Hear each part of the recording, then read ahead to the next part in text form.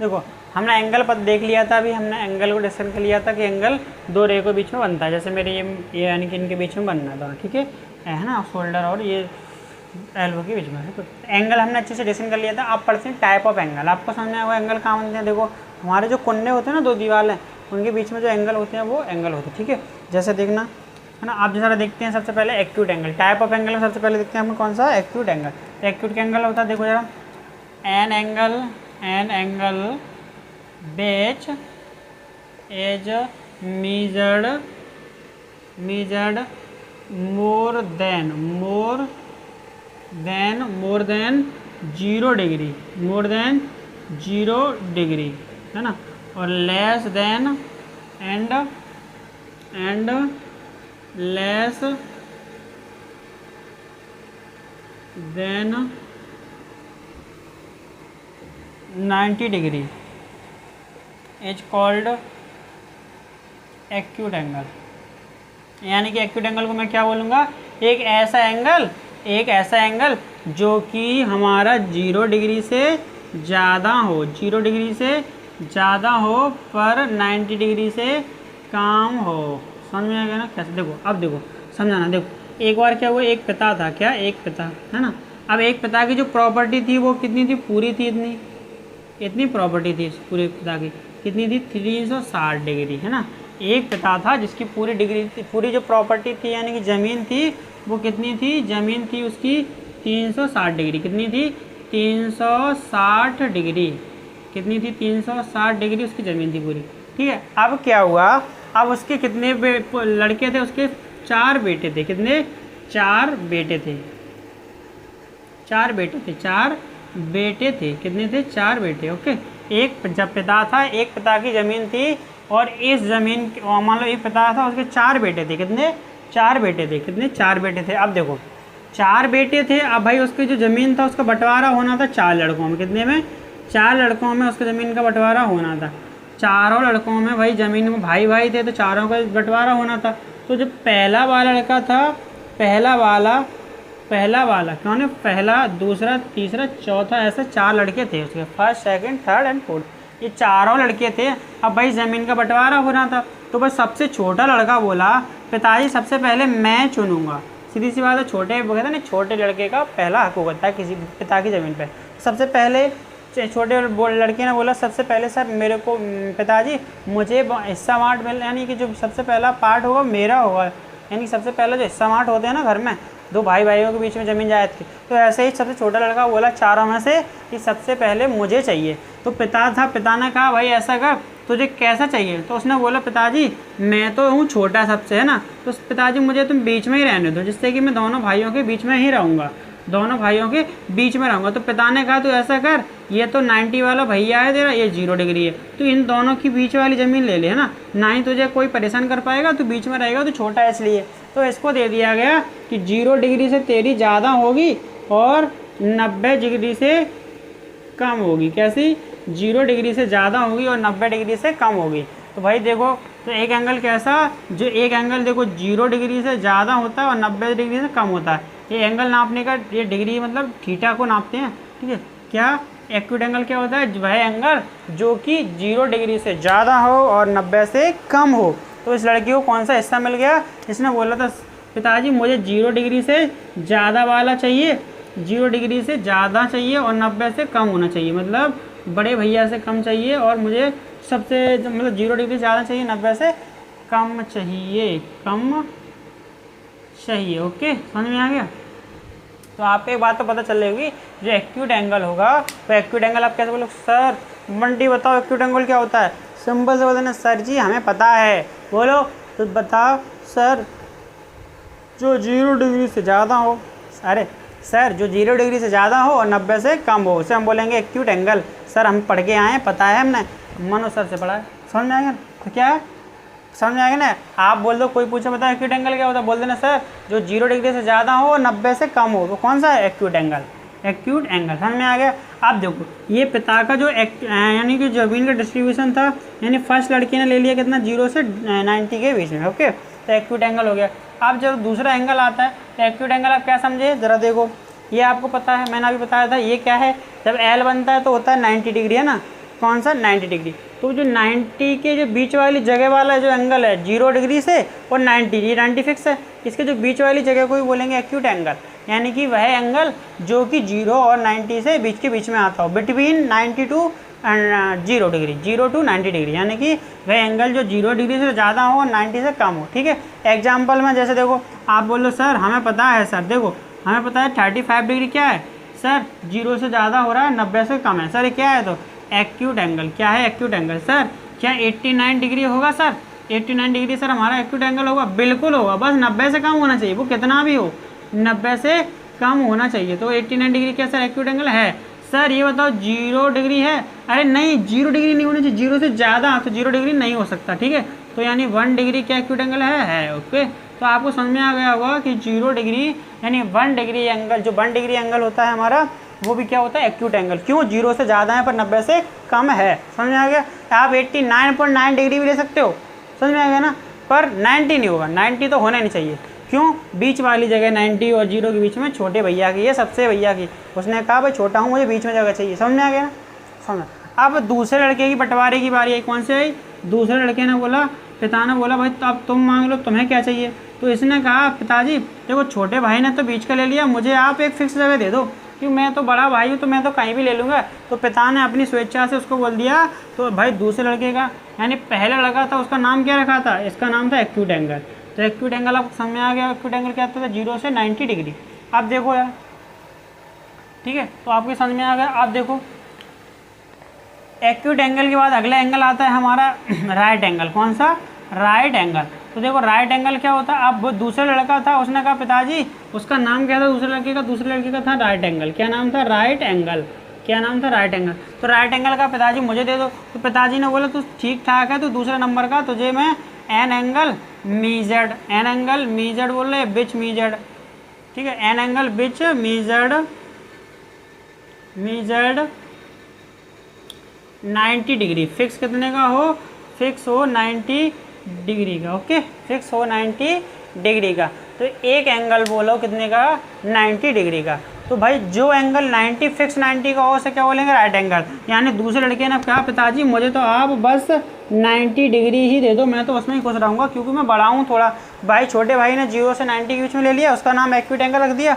दूसरे लड़के का नाम था राइट एंगल, तो उसने रख दिया 90 डिग्री का। समझ में आ गया ना भाई? समझ में आ रहा है ना कि देखो आप सभी को बांटते जा रहे हैं, तो 0 से 90 बढ़ गया, 90 90 बढ़ गया। समझ में आ गया ना? तो पहले लड़के ने लिया 0 से 90 डिग्री और दूसरे लड़के ने ले लिया 90 डिग्री। पहले लड़के का नाम क्या रखा था? उसने बताना एक्यूट एंगल। उसने कहा भाई तुम एक्यूट हो, क्यूट से हो, क्यूट, क्यूट मतलब छोटे, तो छोटे हो तुम्हारा कितना रखा जाएगा? 0 से 90 डिग्री। दूसरे लड़के का नाम था राइट एंगल, तो भाई तुम राइट से हो, ठीक ठाक हो, राइट वाइट हो जाओ, अच्छे से हो, तो तुम्हारा रख दिया राइट एंगल मतलब 90 डिग्री। समझ में आ गया ना भाई? इसका एंगल कैसा बनेगा? देखो इसका एंगल बना दिया मैं, देखो अब देखो ये एल बनता है फिक्स, इसमें कैसा बनता है? एक एल प्रकार का बनता है। कैसा? यदि 90 डिग्री का एंगल होगा तो इसमें एल बनेगा। क्या? एल। दो रे के बीच में क्या बन जाएगा? एल प्रकार का बन जाएगा। समझ में आ गया? एल। ओके, तो अपना राइट एंगल भी टैकल हो ही गया। समझ में आ गया ना कि राइट एंगल क्या होता है? भाई जो एल बनाया ऐसा, एल ABCD वाला है, समझ में आ गया ना? ऐसा ऐसा एल बनाए। ओके, तो राइट एंगल समझ में आ गया। तो आपको पता चल गया सेकंड वाले का भी बंटवारा हो गया भाई, इसने इतना तक तो बंटवारा हो गया। अब जो फोर्थ लड़के का था उसने कहा पिताजी मुझे भी तो चाहिए। तो भाई थर्ड लड़के ने कहा पिताजी छोटा भाई था, ये बीच दूसरे नंबर का था, तो भाई पिताजी मैं भी तो तीसरे नंबर का हूँ, यानी मैं भी तो छोटा ही हूँ एक प्रकार से बीच में। तो पिताजी ने कहा चल तू बीच में आ रहा, तुझे भी बीच वाले एंगल दे देते हैं। तो भाई जो तीसरा एंगल था हमारा आ गया ऑब्ट्यूस एंगल। कौन सा? Obtuse angle. तो ऑब्ट्यूस एंगल क्या हो गया? An angle. देखो डेफिनेशन पेपर में आती नहीं है, तो डेफिनेशन को आप, मेन आपका टॉपिक होता है, देखो आप लोग पढ़े लिखे तो वैसे ही हो, आप पढ़ने में कमजोर नहीं हो, बस समझने में कमजोर हो। आप ये समझ नहीं पाते कि एंगल होते क्या है वास्तव में। एंगल का मतलब होता है कहीं भी ऐसा झुका हो, तो मैं अपने कुन्ने देख लो, अपने अलवारी देख लो, कहीं भी देख लो आप, सब जगह एंगल मिल जाएंगे। इनका यूज है डेली लाइफ में, अपन करते भी हैं। भाई सीधा रखना है इसको, छतरी को मान लो अपन जो टीवी डिस्क वगैरह हिल जाती है, बोलते सीधा रखना जिससे कि ये चैनल आ जाए। वो क्या है, अपन एंगल ही तो घुमाते हैं, उसका डिग्री कम करते हैं। समझ में आ गया ना? तो ये एप्टी आपको आता था, बस डेफिनेशन थोड़ी ना याद करवानी है आपको, ना आपको आती है डेफिनेशन। डेफिनेशन से होता भी क्या है, मेन बात है आपको समझाना था। An angle which measured eight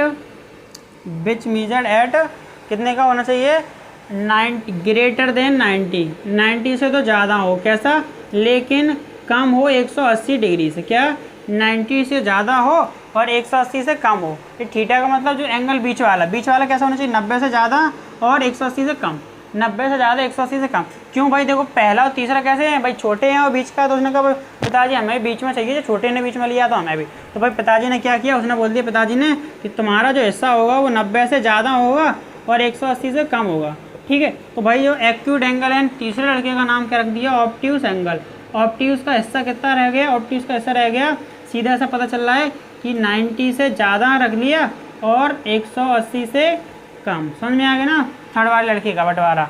आपको पसंद में आ रहा होगा, पिता के 4 लड़के थे, पहले लड़के ने एक्यूट एंगल था, उसने कितना लिया 0 से 90 डिग्री, 90 भी नहीं है 0 नहीं है, बस बीच का लिया है। और दूसरा लड़का था, उसने कहा पिताजी मैं तो ठीक ठाक हूँ, राइट हूँ, तो भाई मुझे राइट एंगल मतलब 90 का दे दो। और थर्ड लड़का था ऑब्ट्यूस एंगल, उसने कहा पिताजी हम तो ऑब्ट्यूस टेशू से रहते हैं, तो हमें तुम बीच का ही दे दो सर, है ना, हम कहीं भी घूको खा जाएंगे तो हमें तुम बीच का दे दो। तो बीच का दे दिया, तो पिताजी ने दे दिया कि भाई तुम्हारा जो हिस्सा होगा वो 90 से ज़्यादा होगा और 180 से कम होगा। एग्जाम्पल में सर ये बताओ सर, क्या 115 डिग्री एक्यूट एंगल है, यस ये ऑब्ट्यूस एंगल है, ऑब्ट्यूस एंगल है।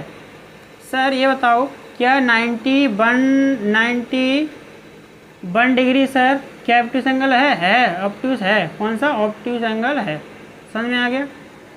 अब जो थर्ड यानी फोर्थ एंगल आता है हमारा स्ट्रेट एंगल, कौन सा, स्ट्रेट एंगल। आपको बिल्कुल क्लियर होता जा रहा होगा, एक एक पॉइंट मैं आपको बिल्कुल अच्छी तरीके से बता रहा हूँ। अब आता है थर्ड एंगल, स्ट्रेट एंगल। तो स्ट्रेट एंगल क्या होता है, देखो बहुत ईजी होता है। अब देखो मैंने आपको बताया राइट एंगल पे बनता है एल, ऐसे ना, देखो एल सा बनना है, बिल्कुल करेक्ट एल बनना चाहिए। यदि एल थोड़ा सा झुक जाए, बीच में एल आपको झुका मिले, ये एल थोड़ा झुका कहीं भी मिले, तो आप एल बना के देख लो एल। यदि एल आपको झुक रहा है ऐसे ऐसे बना, तो भाई एल ये झुक गया, तो मतलब कौन सा आएगा, एक्यूट एंगल होगा। और यदि एल थोड़ा झुक के बढ़ गया यानी फैल गया, उसकी जो पीठ है वो कैसी होगी, सीधी सी हो गई, तो बोल देना ये कौन सा, ऑब्ट्यूस एंगल। अब देखो जरा स्ट्रेट एंगल क्या होता है, an angle which measured at an angle which measured at 180 degree, यानी एक ऐसा एंगल जो कितने का नापा जाता हो, 180 डिग्री का। एक ऐसा एंगल जो कितने डिग्री का नापा जाता हो, 180 डिग्री का। मतलब मैं समझ लो कि एक एंगल कितने डिग्री का नापा जाता हो, 180 डिग्री का फिक्स। देखो समझना, देखो मैं एग्जांपल के थ्रू समझा रहा हूँ। पहले मेरा ये 90, ठीक है, 90 से कम कर लूँ तो कोई एक्यूट के अंदर आना है, एक्यूट एंगल के बीच वाला, ऐसा कौन एक्यूट वाले का है, पीछे वाले लड़की का। और 90 है तो उसने बोलेगा ये तो मेरा है बीच का, फिक्स 90। अब भाई 90 से बढ़ाता जाऊँ तो ये कौन सा हो रहा है मेरा, ऑब्ट्यूस एंगल। और बढ़ाते बढ़ाते कहाँ ले जाऊँ, सीधा कर दूँ तो ये कौन सा हो गया अपना, स्ट्रेट एंगल। स्ट्रेट मतलब सीधा हाथ, ऐसे सीधा हाथ, समझ में आ गया, सीधा हाथ, ऐसे सीधा हाथ, ये कौन सा हो गया, स्ट्रेट एंगल। समझ में आ गया ना। स्ट्रेट एंगल क्या होता है, जैसे मान लो ये पेन के बीच में ऐसा जो एंगल है ना बिल्कुल स्ट्रेट, ये वाला एंगल नापूंगा तो 180 डिग्री, ठीक है, समझ में आ गया ना। ऐसे जैसे मान लो देखो ये अभी देखो ये कौन सा जीरो एंगल है ना, जीरो। अब देखो मैं इसको बढ़ाता जाता हूँ, देखो बढ़ाया कितना बढ़ रहा है, अभी देखो अभी ये 0 डिग्री एंगल है, देखो बढ़ाता गया तो ये कौन सा, अभी एक्यूट के अंदर चलना है, फिर बढ़ा रहा है एक्यूट एंगल। जैसे एल बन गया तो कौन सा हो गया, राइट एंगल।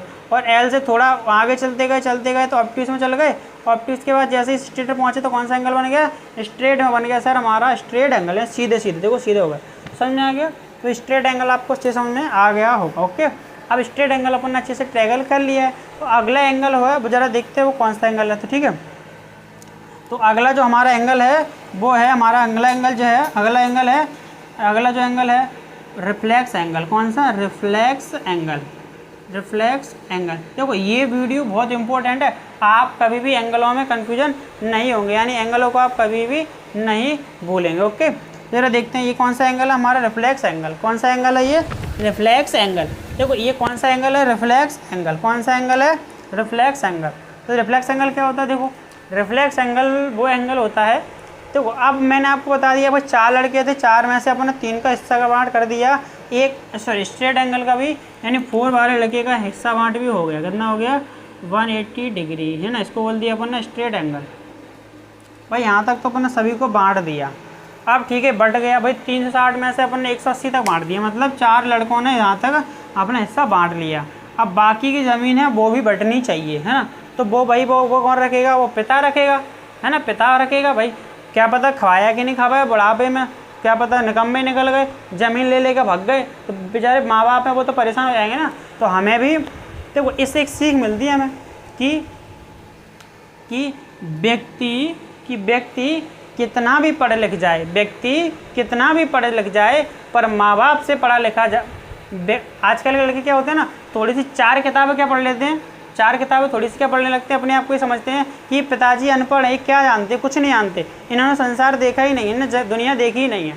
आजकल के ये लड़के हैं ना, वो क्या 4 किताबें पढ़ लेते हैं, बोलते हैं माँ बाप को कुछ पता ही नहीं है, आपको तो कुछ आता ही नहीं है, आपको तो कुछ पता ही नहीं है, आप तो कुछ नहीं कर सकते, आपने कुछ नहीं किया ज़िंदगी में। उन बेवकूफ़ को कौन समझाए कि भाई इतनी बड़ी दुनिया में तुम्हें पालकर, इतनी बड़ी दुनिया में तुम्हें पालकर उन्होंने इतना बड़ा कर दिया और तुम उन्हें बेवकूफ़ कहते हो। 4 किताबें क्या पढ़ ली, तुम इतने बड़े हो गए कि उन्हें बेवकूफ़ कहने लगे ना। तो भाई यदि पढ़ाई वो नहीं होती जो आप किताब से किताबी ज्ञान कर लेते हो, वो पढ़ाई को काम की थोड़ी ना। आपके बेसिकली लाइफ में कौन सी जो पढ़ाई है वो कौन से काम आती है, जो माँ बाप ने दी है आपको। आपको किसी व्यक्ति के बारे में पता हो कि कैसा है, वो कौन बताता है, आपके जो माँ बाप ने आपको बताया उसी के अकॉर्डिंग तो पता करते हो। किताबों में थोड़ी लिखा रहता है कौन व्यक्ति कैसा है ना। तो ये पता किससे चल रहा है, माँ बाप से पता चल रहा है ना। और आजकल के लड़के क्या कहते हैं, आपको तो कुछ पता ही नहीं है, आपको कुछ आता ही नहीं है। और उन्हें कौन समझाए उन बेवकूफ़ों को, जब तुम्हें इतना बड़ा कर सकते हैं पाल के और तुम उन्हें ही बेवकूफ़ कह रहे हो, उन्हें ही बोल रहे हो कि भाई उन्हें कुछ नहीं आता, बल्कि तुम्हें कुछ नहीं आता, तुम्हें ये नहीं पता किससे कैसे बोला जाता है ना। तो आजकल के जो युवा हैं, यानी आजकल के जो लड़के हैं, वो ऐसा ही कर रहे हैं अपने माँ बाप के साथ। पर आप लोगों को ऐसा नहीं करना भाई। उनने आपको क्या नहीं पढ़ाया ये बताओ, ये पढ़ाई ये सिर्फ अपन पढ़ते हैं, उन्होंने तो आपको ज़िंदगी जीना सिखाया है कि कैसे जिया जाता है, किससे कैसे बोला जाता है, कहाँ कैसे बोलना है, कब कैसे बोलना है, कब किसके पैर छूने हैं, कब किसको प्रणाम करना है, कब किससे बात करनी है, किस व्यक्ति से नहीं करनी, ये कौन सिखाते हैं, माँ बाप ही सिखाते हैं। तो समझ में आएगा ना। आपको कभी भी माँ बाप के साथ बदतमीजी नहीं करनी, ये नहीं बोलना भाई उनसे पढ़ा लिखा कौन हो सकता है क्या, जो आपको ये पढ़ा रहा हूँ मैं पढ़ा रहा हूँ। भाई माँ बाप ने मैं क्या पढ़ाया है, माँ बाप ने तो आपको पूरी ज़िंदगी को, माँ बाप तो आपको पूरी ज़िंदगी पढ़ना सिखा देते हैं। कुछ ही वर्षों में आप पूरी ज़िंदगी भर पढ़ते हो तो भी उनके बराबर नहीं सीख पाओगे। समझ में आएगा ना। तो माँ बाप की नहीं समझ आएगा ना। ये जो पिता होता है, तो पिता, आप देखो टॉपिक पे आते हैं अपने, समझ में आ गया। आप देखो, जो एक पिता ने 4 बेटों में 80 ज़मीन बांट दी, अब भाई उसके पास ही तो कुछ बचना चाहिए बुढ़ापे के लिए, बाद में वो भी दे देगा, लेकिन बुढ़ापे के लिए बचना चाहिए। तो बुढ़ापे के लिए अपन ना बोल रहे हैं उसको नाम, पिता का नाम रख दिया रिफ्लेक्स एंगल। कौन सा है, रिफ्लेक्स एंगल। तो रिफ्लेक्स एंगल क्या होता है, देखो एन एंगल, एक ऐसा angle, N angle which measured eight more than 180 degree और एंड लेस देन 360 डिग्री। समझ में आ गया ना, समझ में आ गया। क्या आपको ये बोला जाए कि एक ऐसा एंगल नाप लो, इतना एंगल नापना भैया, बाकी की ज़मीन बची है, यानी जो भी एंगल बचा है वो कौन लेगा, पिता। तो पिता ने बोला मेरी है ना, तो मैं भी बीच का ही लूँगा। क्यों, क्योंकि भाई तुम लोग भरोसा नहीं कब छोड़ के भाग जाओ, तो मैं बीच में ही लूँगा। मुझे पता चले तुम अगल बगल की बेच दो और मैं तो बीच में ही खड़ा रह जाऊँ, है ना। तुम पता चले कि बीच के भाग जाओ, मुझे पता नहीं चला, तो मैं बीच में रहूँगा, तुम अगल बगल की बेचोगे तो मुझे पता चल जाएगा। तो भाई देखो, ये रिफ्लेक्स एंगल क्या होता है, एक ऐसा एंगल जो कि 180 से ज़्यादा हो और 360 से कम हो, 180 से ज़्यादा हो, 360 से कम हो। जैसे देखो आपको ये पता चल गया ये एंगल कितना है, 180, ये वाला है ना। तो एक एंगल कैसे 180 से ज़्यादा हो, तो 180 से भाई ऐसे ज़्यादा होगा, है ना। तो ये एंगल कितना हो गया, 180 से ज़्यादा, ठीक है ना। तो 180 से ज़्यादा, समझ में आ गया ना। तो जो पिता होता है, यानी कि जो रिफ्लेक्स एंगल होता है वो 180 से ज़्यादा होता है। कितना है, मोर देन 180, तो यानी 195 हो, कितना भी हो, समझ में आ गया ना। तो जो एक्यूट हमारे रिफ्लेक्स एंगल होता है वो कितना होता है, 180 से ज़्यादा होता है, यानी कि ग्रेटर देन 180 डिग्री और लेस देन 360 डिग्री, 360 डिग्री। समझ में आ गया ना, समझ में आ गया ना, समझ में आ गया ना, समझ में आ गया ना। ओके, तो रिफ्लेक्स एंगल क्या होता है, समझ में आ गया ना। रिफ्लेक्स एंगल क्या होता है, जो कि 180 से ज़्यादा होता है और 360 से कम होता है, ठीक है। देखो रिफ्लेक्स एंगल पे कुछ क्वेश्चन किया जाए तो अच्छा रहेगा, इस पर आते भी हैं और बहुत सवाल पूछ भी लेते हैं कहीं टिक द करेक्ट में कि टेस्ट रिफ्लेक्स एंगल। किसी भी कंपटीशन एग्जाम दो अपने, यानी कि सैनिक स्कूल का दो, XYZ को भी एग्जाम दो, उसमें पूछे ही आता है। बताओ कि 30 डिग्री क्या ये रिफ्लेक्स एंगल है? अभी तो है नहीं सर, क्योंकि 30 60 एक्यूट एंगल है, पर रिफ्लेक्स एंगल तो ले सकता है ना, कि पिता तो किसी की ज़मीन भी ले सकता है। और रिफ्लेक्स एंगल सर हमें पता है कि भाई 180 और 360 के बीच में आता है सर, ये तो है ही नहीं, ये तो है ही नहीं है reflex angle sir. 30 degree 36 degree sir reflex angle तो है ही नहीं, पर भाई है नहीं है तो बना नहीं सकते क्या? तो ज़रा देखो, तो रिफ्लेक्स एंगल निकालने का फॉर्मूला ध्यान रखना हमेशा, तो वो आपको बहुत आगे काम में आएगा। 9th क्लास में 101% यही टॉपिक है और यही क्वेश्चन है। तो मैं आपको पढ़ाऊंगा जो 9th क्लास का सिलेबस, तो आपको वहाँ पता होना चाहिए, मैंने आपको पढ़ाया है, आपको ध्यान तो रहेगा ना। रिफ्लेक्स एंगल क्या फॉर्मूला होता है? देखो, जो पिता होता है वो पिता 360 का होता है फिक्स, पूरी ज़मीन 360 होती है, तो 360 में से जो भी उसके पास जो बची है उसने जान करी है 36 डिग्री, यानी कि 360 माइनस थीटा, मैंने जितना भी एंगल दिया हो। रिफ्लेक्स एंगल क्या होता है? यदि मुझे किसी भी एंगल का रिफ्लेक्स एंगल निकालना है तो मैं क्या करूँगा, उसको 360 में से माइनस कर दूंगा, तो 36 का रिफ्लेक्ट एंगल कितना हो जाएगा? तो मैं क्या करूँगा, 360 में से मैं 36 को माइनस कर दूँगा, 4 2 और 3 यानी 324 डिग्री अपना ये रिफ्लेक्स एंगल आ जाएगा।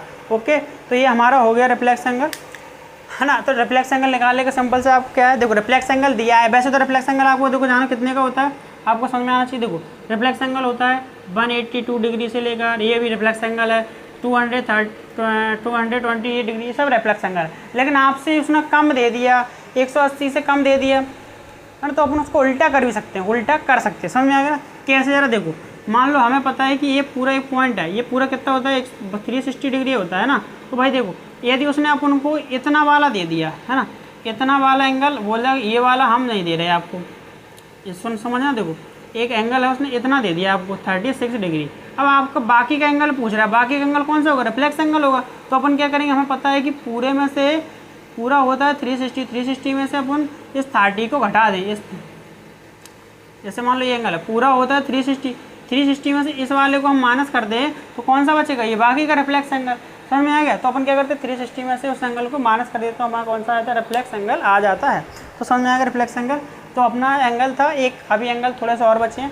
अब जो एंगल हैं वो हमारे इस चैप्टर में यूज होने वाले हैं, जो अपन एंगल पढ़ेंगे अगले वो हमारे इस चैप्टर में यूज होने वाले हैं। ओके, ज़रा देखते हैं, तो आप इसको नोट कर लीजिए रिफ्लेक्स एंगल तक, और आगे अपन देखते डिस्कशन कर। अब जो एक एंगल और बचा अपना, ये कंप्लीट एंगल है, यानी इसको जो अगला एंगल है हमारा जो देखो अगला जो एंगल है हमारा कंप्लीट एंगल, हमने इससे पहले रिफ्लेक्स एंगल को टैकल किया था। कंप्लीट एंगल देखते हैं, कंप्लीट क्या होता है?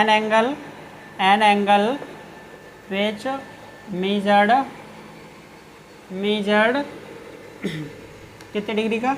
360 डिग्री, इसी को बोलते हैं अपन complete angle, is called complete angle.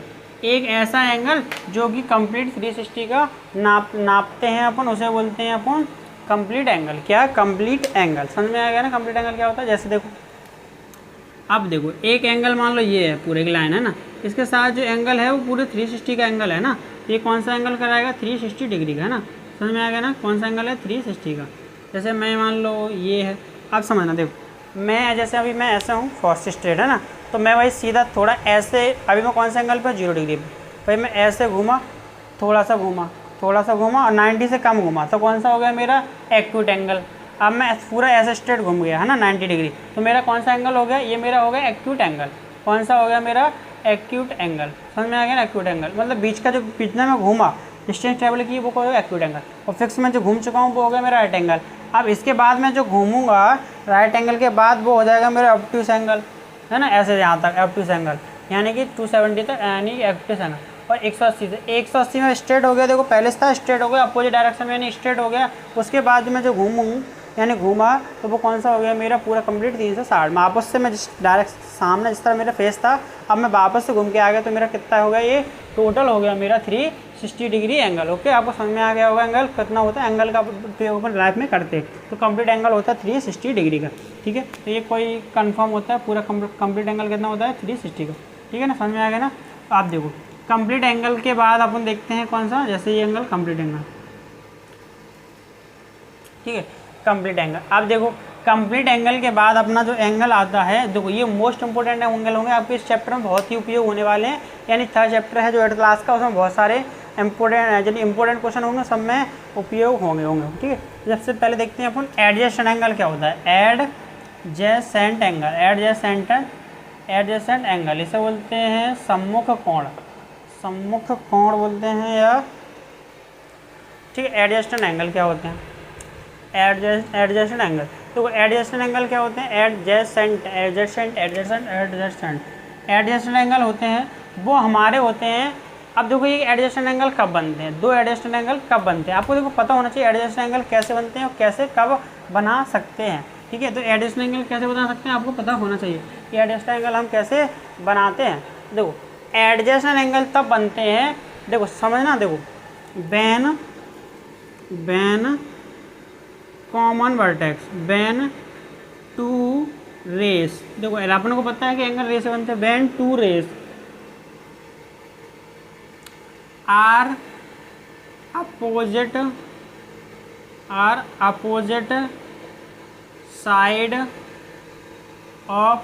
Side of common vertex, common point बोल लो या वर्टेक्स बोल लो, आपकी इच्छा, या कॉमन पॉइंट या vertex. When two rays are opposite side of a common point, then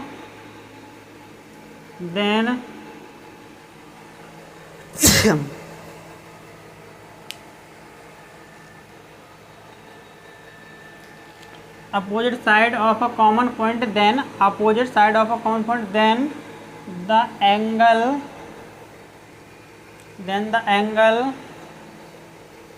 is adjacent angle। Adjacent angle क्या होता है देखो जरा, तो देखो आप समझना इस चीज़ को। देखो जब हमारे पास दो रे हो तो पहले दो रे तो बना लूँ मैं, देखो एक रे और सेकंड रे, है ना। जब हमारे दो रे बेन टू नहीं होते हैं, 3 होगा, कितना होगा 3 रे, यानी जब जो दोनों हमारी हैं टू रेस अपोजिट साइड में हो, तो देखो पहले भाई एक बार समझ लो, पहले देखो भाई ये एक रे है, समझना एक रे, इस रे का नाम रख दूँ OC, है ना, एक रे है OC। अब इसके जो दोनों तरफ हैं ऐसे, एक तरफ इधर एक तरफ इधर, इनका नाम रख दूँ A, इसका नाम रख दूँ मैं B, समझना। देखो तो मैंने क्या बोला, जब हमारी दो रेस अपोजिट साइड हो, अपोजिट साइड मतलब अपोजिट साइड का मतलब होता है कि जैसे मान लो जो कॉमन वर्टेक्स कौन सी है इसमें, अब देखो पहले एंगल लिख, है ना, एंगल, ठीक है।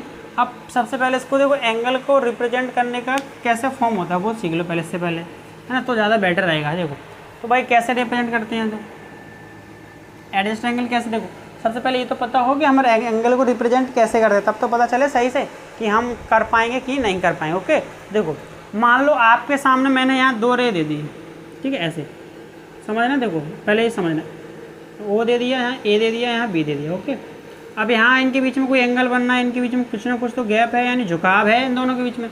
यहाँ एंगल मुझे पता नहीं है, अब इस एंगल को मैं रिप्रेजेंट कैसे करूँगा, तो देखो नंबर में कैसे करूँगा, तो एंगल लगाऊंगा, एंगल का निशान होता है ये किसका साइन होता है, एंगल का, यानी किसका साइन होता है, एंगल AOB, या लिख सकता हूँ एंगल BO, दोनों का ही मतलब सेम होगा। अच्छा इसमें मैन सर हमें एक बात पता सर, हमने जब इस एंगल को देखो मैं कैसे नाप रहा हूँ भाई, एंगल लगा, एंगल मतलब AOB। अब मैं जो एंगल है वो ऐसे मेजर कर रहा हूँ, किस तरफ से, ऐसे मेजर कर रहा हूँ, ऐसे, ठीक है। जब मैंने AOB बोला तो मैंने सर ये एंगल है वो ऐसे मेजर किया, इस तरफ से ऐसे में नाप के ले गया, ऐसे हम, ठीक है। अब सर मैंने यदि दोबारा पहली बार मैंने ऐसा किया, सेकंड बार सर मैं, अब इस बार मैं सर आप ऐसे कर रहे हो BOA, तो BOA मतलब अब मैं जो इस बार से ऐसे एंटी क्लॉकवाइज एंगल नाप रहा हूँ, एंटी क्लॉकवाइज, तो भाई एंगल तो बराबर ही निकलेगा, आप ऐसे में नापो या ऐसे में नापो, भाई दोनों तो डिस्टेंस बराबर ही चलेगी, दोनों के बीच झुकाव होगा बराबर होगा। तो जो एंगल AOB है, यानी कि AOB जो समझना, एंगल जो हमारा AOB है इसको ऐसे रिप्रेजेंट करते हैं अपन,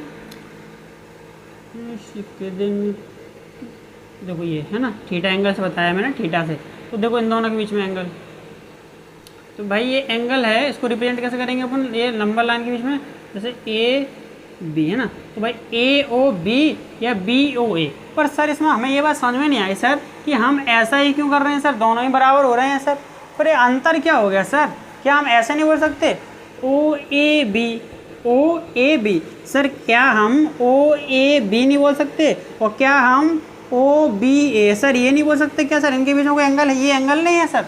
हम सर कैसे पहचाने सर कि कैसे हम आपको जो लिख रहे हैं वो हम सही लिख रहे हैं या गलत लिख रहे हैं सर। हम तो सर ऐसे भी लिख सकते हैं, क्या ऐसे नहीं लिख सकते सर, इसमें भी तो तीनों आ रहे हैं, देखो सर इसमें भी तो हम बोल रहे हैं ओ ए बी और ओ बी ए, सर ऐसे भी तो बोल रहे हैं सर। आप इनको कह रहे हैं ये दोनों ही एंगल है, सर ये दोनों एंगल क्यों नहीं हो सकते।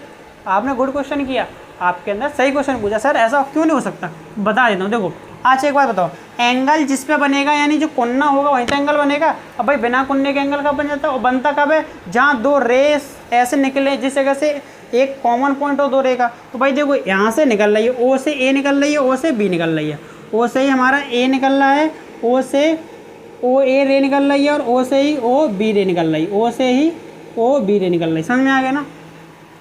ओ से ही ए निकल रही है, ओ से ही बी रे निकल रही है, और ठीक है ओ से ही ए निकल रही, ओ से ही बी रे निकल रही, समझ में आ गया। अब देखो जरा, तो मैंने पहले ही बताया था आपको, जब मैंने एंगल पढ़ाया था, एंगल मैंने बताया था एंगल कब बनता है, जब दो रे के बीच में जो झुकाव होता है, गैप होता है, वहाँ एंगल। तो भाई ये दो रे कहाँ है, यहाँ यदि मैं इस पर कोई रे एंगल है, एंगल यहाँ बनना है ए पे, जो ए पॉइंट है इस पर कोई एंगल बनना है नहीं सर, जो ओ पॉइंट है उस पर एंगल बनना है सर। कैसे, तो सर देखो यहाँ इन दोनों के बीच में गैप है सर, यहाँ तो कोई गैप ही नहीं है सर, है ना। तो जहाँ, और मैंने बताया था कि जब दो रे का एक ही कॉमन पॉइंट हो, दो रे का एक ही कॉमन पॉइंट हो, तो उन दो रो के बीच में एक एंगल फॉर्म हो जाता है, एंगल बन जाता है ना। जैसे मान लो यहाँ कोई एक रे है, इन दोनों के बीच में बन गया, पर यहाँ तो कोई रे है ही नहीं, यहाँ तो एक ही रे है, तो एक में एंगल थोड़ी ना बनना है। दो रे के, जब दो रे एक ही जगह से निकले तब एंगल बनता है। तो सर यहाँ ओ से ए की निकल रही है, ओ से बी, तो सर इन दोनों के बीच में ओ ए और ओ बी जो रे हैं, ओ ए और जो ओ बी जो रे हैं उनके बीच में सर एंगल बनना है, समझ में आ गया ना। ओ ए और ओ बी के बीच में जो एंगल है हमारा बन रहा है, समझ में आ गया। अब सर ये तो पता चल रहा है सर हमें कि इतना तो समझ में आ गया सर कि जो दो रे के बीच में एंगल बनना है सर, एंगल यही बनना है। तो सर पहले हम ओ ए बी क्यों नहीं ले सकते सर, तो सुनो, क्योंकि सर यहाँ देखो आप समझना, एंगल जो बीच में जो वर्ड आता है उस पर मेन एंगल बनता है, जो बीच में आता है उसी पर एंगल बनता है। क्यों, क्योंकि सर देखो यहाँ से देखो सर बीच वाले पे ही तो बनना है, क्योंकि सर बीच वाला ही तो कॉमन पॉइंट होगा। तो जो बीच में लिखा जाता है, जो नंबर बीच में जो अल्फ़ाबेट लिखा जाता है उस पर एंगल बनता है। तो यहाँ जो बीच में लिखा जा रहा है ए, तो ए पे कोई एंगल है सर, देखो सर ए पे तो कोई एंगल है ही नहीं, ए के बीच में आ रहा है सर, ए बीच में आ रहा है, इसका मतलब ए कोई एंगल होना चाहिए जो बीच में आना चाहिए। तो सर हमारा तो बीच में आ नहीं रहा सर, देखो बी ओ ए, तो ए तो सर कुन्ने पे आ रहा है और बी भी कुन्ने पर ही आ रहा है। तो अपन हम क्या करेंगे, तो ये एंगल ए पे कोई एंगल बनेगा ही नहीं, इसलिए हम इसको ये नहीं, तो ये आप गलत है, ये दोनों ही आप नहीं ले सकते। क्यों, क्योंकि बी वाला जो बीच में अच्छा रहता है उस पर एंगल बनता है। बी जो अल्फ़ाबेट है, ए और बी बीच में है, तो वो ओ इधर है और बी इधर है, तो भाई बीच में कौन सा है, ओ और बी, ए और ए बी। तो भाई यहाँ इस जगह क्या है, ए और बी, तो भाई इन पे एंगल बनना है, ए और बी बनना ही। अब इसमें दोनों में देखो बीच में क्या है, ओ, तो भाई एंगल तो अपना ओ पे ही बनना था ना, तो अपन कह सकते हैं एंगल ए ओ बी सही, ए ओ बी यहाँ से ऐसे नाप लो, ऐसे नाप लो, दोनों ही सही है।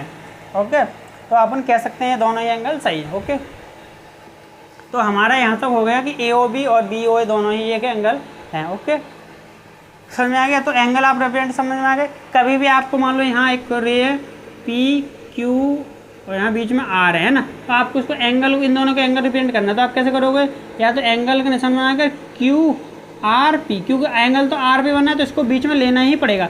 जिस पे एंगल बनता है उसको अपन कहाँ लेते हैं, बीच में, कहाँ लेते हैं, बीच में। समझना कैसे, क्यों भाई जो बीच में बैठा है उसको तो आप नाम दोगे ना, क्योंकि आप बीच वाले से निकले हो, आप उसका नाम नहीं लो तो गलत है ना, समझना। देखो मान लो आपके पेरेंट्स हैं, इधर ये पेरेंट्स हैं और ये आप हो, ये पेरेंट्स हैं, पेरेंट्स कौन, पेरेंट्स, और ये कौन हो, आप, और आप मतलब आपकी वाइफ है, ये हस्बैंड है, ये वाइफ है ना।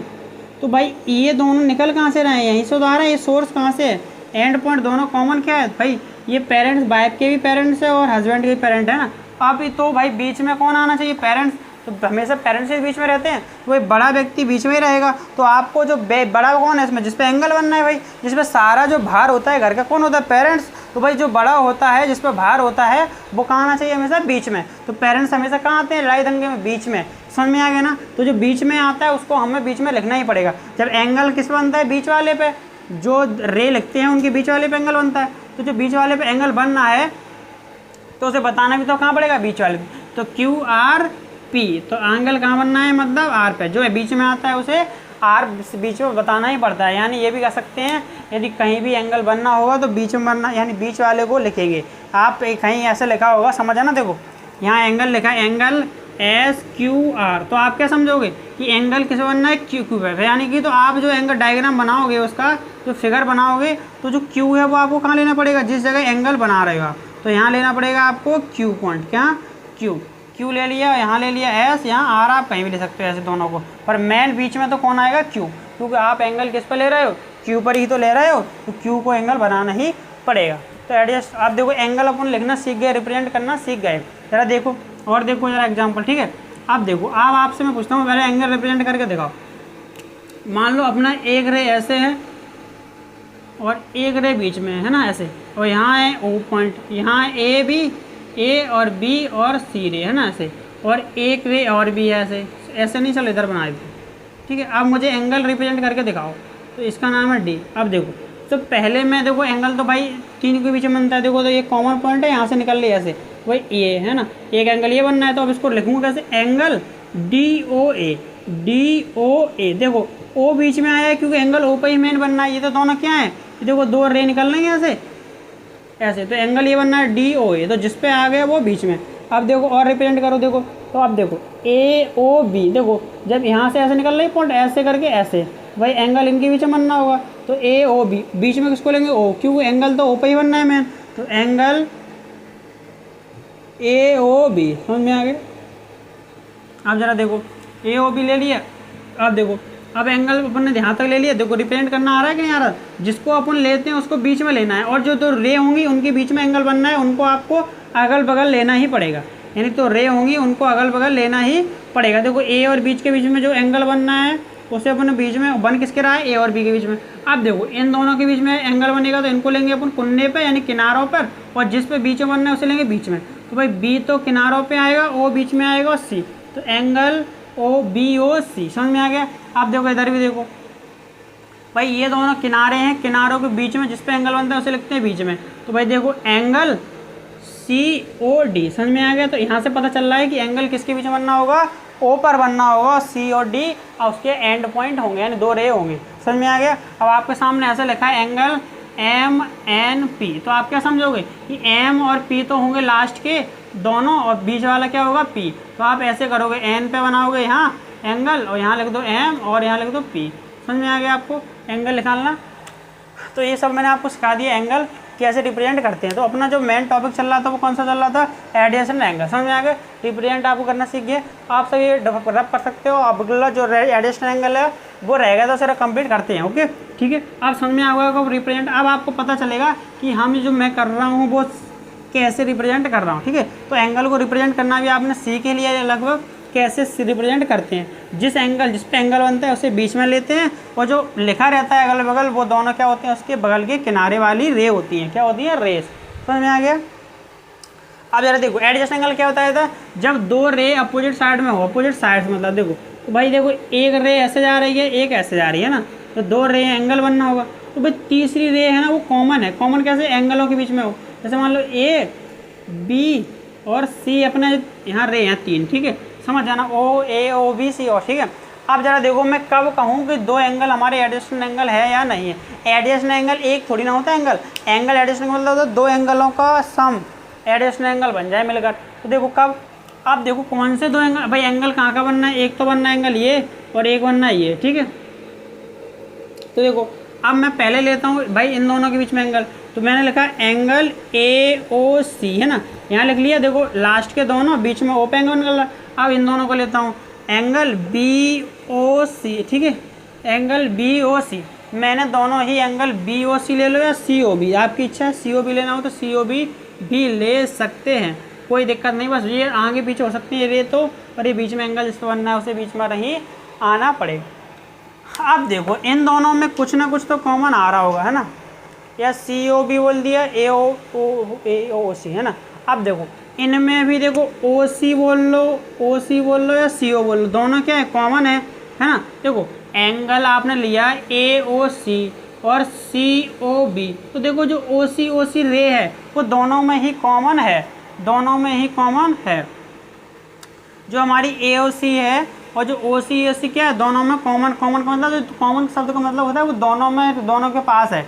तो भाई जो OC वो दोनों के कॉमन है। तो मैंने क्या लिखा, जो कॉमन पॉइंट है उसके दोनों साइड क्या होनी चाहिए, बाकी की दोनों एडजेसेंट साइड, मतलब दोनों की जो साइड है बची हुई वो कहाँ होनी चाहिए, जो कॉमन साइड है। तो कॉमन साइड कौन सी है अपनी OC। देखो OC दोनों एंगलों में मिल रही है तो OC हमारी कॉमन है। तो भाई जब OC कॉमन है, OC क्या कॉमन रे है, तो कॉमन रे के मतलब एक इधर डायरेक्शन में चाहिए राइट डायरेक्शन में, एक लेफ्ट, मतलब एक लेफ्ट साइड एक राइट साइड। तो मैंने ये तो बोला बोथ साइड क्या होने चाहिए, वो अपोजिट, यानी बोथ रेस यानी दोनों रेस अपोजिट साइड में होने चाहिए, मतलब एक राइट साइड में है तो एक लेफ्ट साइड में ना, समझ में आ गया। तो कॉमन रेस कौन सी है, C। तो भाई कौन कौन से एंगल एडजस्टेंट हो जाएंगे, तो angle AOC plus angle BOC क्या होंगे हमारे एडजस्टेंट एंगल, समझ में आ गया। एडजस्टेंट एंगल अपन कब बोलेंगे, कौन से एंगलों को बोलेंगे, तो देखना जिनका एंगल जो कॉमन साइड हो यानी कॉमन रे हो उसके दोनों तरफ जो बाकी के दो नॉन कॉमन साइड हैं। देखो कॉमन साइड कौन सी है, OC, और जो OA है और जो OB है, जो देखो OC जो रे है वो क्या अपनी कॉमन है, और वो OC रे कौन सी है अपनी कॉमन रे है। OC क्या है, कॉमन रे, OC क्या है, कॉमन रे है। अब जैसे ये कौन सी है, OA बोल लो, और OB, ये दोनों कॉमन है क्या, नहीं, ये क्या है, नॉन कॉमन रे। तो नॉन कॉमन रे कौन है, OC और OA। तो जो नॉन कॉमन रे हैं वो कॉमन रे के किधर होनी चाहिए, दोनों अलग अलग डायरेक्शन में होनी चाहिए, अलग अलग साइड होनी चाहिए। तो जो OC के OA और जो OB है वो कैसी है, नॉन डायरेक्शन में, यानी कि देखो तो जो हमेशा कभी भी आप कब एडिशनल एंगल बोलोगे, किसी ने पूछा आपसे बताओ एडिशनल एंगल है, तो आप चेक कर लेना। देखो जरा ऐसे 3 रे होंगे P, Q और R, ठीक है। अब O बीच यानी O बीच में होगा, तो आप क्या करना, O बीच में, देखो आपसे वो बोल दे तो आप चेक कर लो पहले एंगल यहाँ बनना, ठीक है। तो एंगल POQ और एंगल QOR, देखो है ना। तो देखो OQ दोनों कॉमन में, और कॉमन वाली साइड के इस तरफ ये वाला है और इस तरफ भी ये नॉन कॉमन साइड है, वो इस तरफ है। तो ये क्या एडजस्ट एंगल है। तो देखो अपन कह सकते हैं angle POQ plus angle QOR दोनों क्या है अपने एडजस्टेंट एंगल है। एडजस्टेंट एंगल सिंपल सा है, जो कॉमन साइड हो, कॉमन के दोनों साइड कौन सी होनी चाहिए, नॉन कॉमन रे। तो बोलेंगे हमारी कौन सी है, ये एक ही तरफ नहीं होनी चाहिए, मतलब दोनों अलग अलग तरफ होने चाहिए तो बोलेंगे। अच्छा एक बात समझ में नहीं आई सर हमारे कि सर यदि ऐसा भी, ये भी तो एंगल बनना है, कौन कौन से रहा सर देख लो सर, ये भी तो एंगल बनना है, एंगल POQ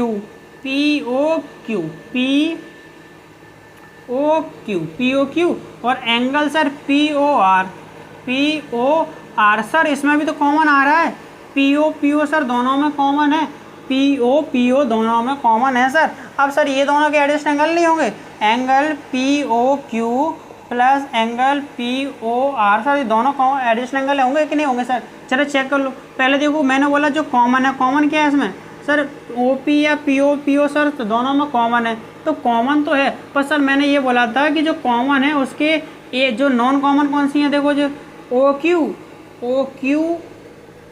और OR, ये क्या है नॉन कॉमन। तो नॉन कॉमन वो एक ही तरफ नहीं बल्कि अलग अलग तरफ होनी चाहिए। तो देखो ये OP है कॉमन, तो कॉमन के देखो दोनों क्या है एक ही तरफ है, पर एक ही तरफ होनी चाहिए, नहीं सर एक ही तरफ नहीं होनी चाहिए, दोनों अलग अलग तरफ होनी चाहिए, तभी वो एडजस्ट एंगल होंगे। तो ये एडजस्ट एंगल नहीं होंगे, समझ ओके। तो अपना एडजस्ट एंगल हो गया। अगला जो एंगल बचे हैं आपके 3 और 4 एंगल और बचे हैं, लीनियर पेयर एंगल बचा है एक, और एक देखो अभी है थोड़े बहुत हैं 5 एंगल बचे हैं। ये एंगल सीखना बहुत ज़रूरी है। देखो ये आपको थोड़ा बड़ा लग रहा होगा, पर ये एंगल आपने सीख लिए तो एक प्रकार से बेस आपका बहुत ही स्ट्रांग हो जाएगा। यानी आपको मैं 9th का क्लास का पढ़ा रहा हूँ, एक प्रकार से 9th में है, ये 10th में है और भी है, तो आप ये सब पढ़ लोगे तो आपको कभी भी दिक्कत नहीं पड़ेगी। ओके देखते हैं, देखो अगला है, तो अगले जो एंगल हैं वो अभी अगले एंगल देखते हैं।